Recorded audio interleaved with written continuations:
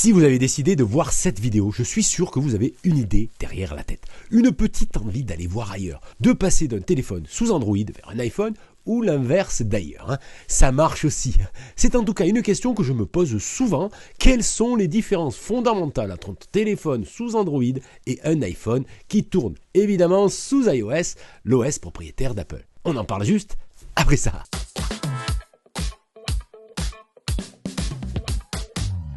Salut à tous, c'est Giga Content, j'espère que tu vas bien. Si tu es nouveau sur ma chaîne, bienvenue. Pense évidemment à t'abonner, à partager, à me parler dans les commentaires, je te réponds à 99% des cas.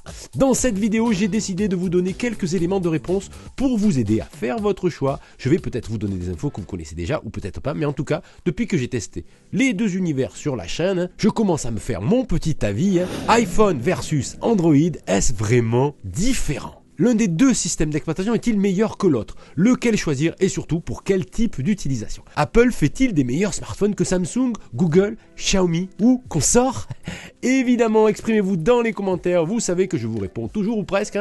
Allez, vamos! On commence par l'interface utilisateur EU, donc pour les intimes, ce qui vous permet en fait d'utiliser toutes les fonctions de votre joujou, les petits boutons, les petites interfaces, etc., etc. Et là, il y a de vraies différences entre les deux, les amis. Chacun appréciera. Du côté d'iOS, donc de l'iPhone, c'est une interface tout à fait simplifiée, claire, qui évolue à petits pas d'année en année, mais qui a la réputation d'être facile à utiliser et très stable, je confirme. Et avec l'arrivée des widgets depuis iOS 14, si je ne me dis pas de bêtises, l'iPhone a fière allure et offre un EU ludique et accessible à tous. Interface utilisateur, je vous le rappelle. Mais iOS est un système qui reste peu personnalisable, à l'inverse d'Android, qui offre beaucoup de configurations possibles, sans compter que chaque fabricant propose sa surcouche, son interface utilisateur, qui s'ajoute en fait à Android. Y a-t-il un gagnant pour l'interface utilisateur donc iOS ou Android? Ça dépend vraiment des goûts de chacun évidemment. En tant qu'Apple user, j'ai eu plaisir à découvrir des nouvelles fonctionnalités de personnalisation sous Android. On change d'apparence à volonté, mais je sais que ce n'est pas forcément le goût de tous. Voilà. Autre différence marquante, c'est l'accès aux applications dans les deux univers. Chez Apple, on a droit à l'Apple Store. Quant à Android, c'est le Play Store. Ce qu'il faut savoir, c'est que le store d'applications d'Apple est contrôlé à 100% par la pomme, ce qui assure aux utilisateurs d'iOS l'utilisation d'applications sûres et vérifiées. Mais du côté du Play Store, l'offre est plus riche et en plus, certaines marques de téléphones mobiles proposent leur propre store en plus de celui de Google. Mais le revers de la médaille, c'est que vous pouvez tomber sur des applications malveillantes ou instables. Voilà. Certains constructeurs installent par défaut des applications avec de la pub dedans, c'est parfois relou. Certaines sont même impossibles à supprimer d'ailleurs. Une pratique souvent courante chez les marques chinoises, mais pas toutes, attention, il ne faut pas généraliser. C'est pas bien les gars. Si je devais départager les deux, ce n'est que mon avis, ma préférence irait pour l'Apple Store. Oui, on installe une application, mais on ne se pose pas la question de la sécurité du coup. Certes, l'offre d'applications sous Android peut paraître plus importante en quantité, mais l'important finalement, c'est la qualité. Allez, autre différence entre les deux mondes, celle-ci sera plus matérielle, plus hardware, disons. Cette différence concerne l'autonomie et la recharge.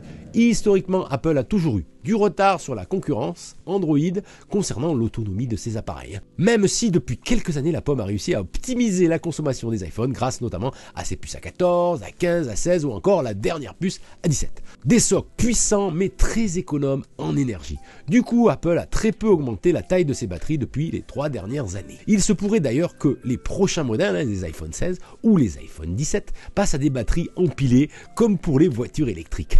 Plus de batteries qui occupent le même espace. Chez Android, difficile de se prononcer puisque les modèles sont très nombreux. Il sort un nouvel iPhone chaque année alors qu'il sort des dizaines de modèles sous Android. Et certaines marques se spécialisent d'ailleurs dans l'autonomie. J'ai testé sur la chaîne des smartphones ayant une autonomie de presque une semaine. Je vous mets des liens dans la description si ça vous intéresse. Bref, si l'autonomie est le facteur numéro 1 pour vous, chez Android, il y aura sûrement mieux, c'est sûr. Quant à la vitesse de recharge filaire, là aussi, l'univers Android propose des performances incroyables. Il existe des smartphones compatibles à la recharge à 200 watts avec des temps de recharge de 0 à 100 en 10 minutes. C'est la marque Vivo qui a ce record, il me semble.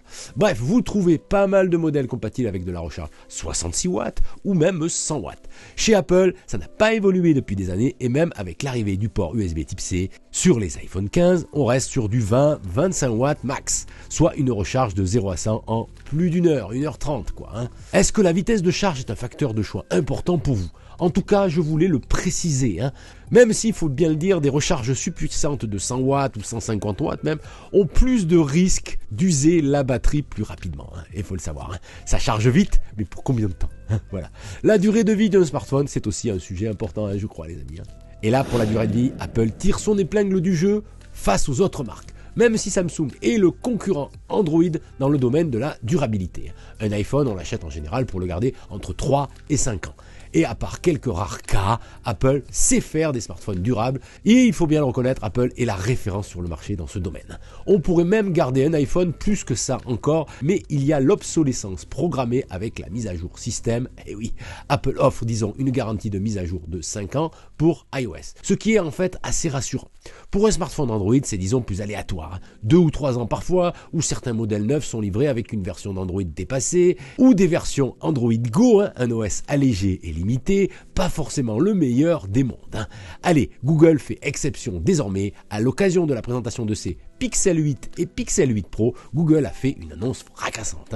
Ces nouveaux smartphones recevront 7 ans de mise à jour d'Android ainsi que 7 ans de mise à jour de sécurité. Du jamais vu sur Android.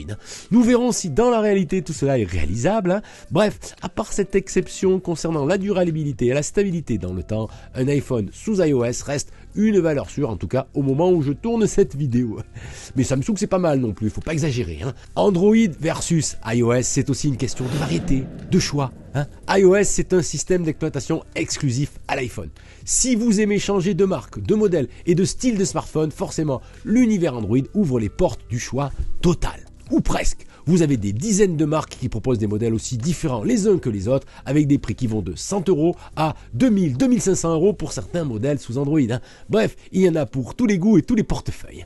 Pour un iPhone à petit prix, c'est déjà plus difficile. À moins de 500 €, difficile de trouver un joujou Apple neuf. Un sujet qui est à la mode aussi, c'est la protection de vos données et donc de la vie privée en ligne. Parce qu'aujourd'hui, tout est en ligne. Dans ce domaine-là, évidemment, Apple a toujours joué les bons élèves. La marque à la pomme a toujours mis en avant la protection des données personnelles de ses utilisateurs. Chez Android, c'est déjà plus flou. Certaines marques sous Android livrent leurs smartphones avec des applications intrusives, impossibles à supprimer. Ce n'est pas le cas pour toutes les marques, bien sûr, mais ça existe quand même. Je vais faire court sur ce coup-là, mais vous avez compris le message. Allez, pour conclure les amis, y a-t-il un système d'exploitation meilleur que l'autre ? Pas vraiment finalement en réalité, chacun y trouvera son compte. J'ai d'ailleurs pour projet de laisser mon iPhone 15 Pro Max pendant 6 mois pour tester un smartphone Android en profondeur. Voilà, pour l'instant je ne l'ai jamais fait plus d'une semaine. D'ailleurs les amis, vous me conseillez quoi comme smartphone Android dans les commentaires. Voilà ce que je pouvais vous dire sur les différences entre les deux univers, iOS versus Android. Prenez soin de vous résister à la nouveauté, à demain ou à plus tard. Salut!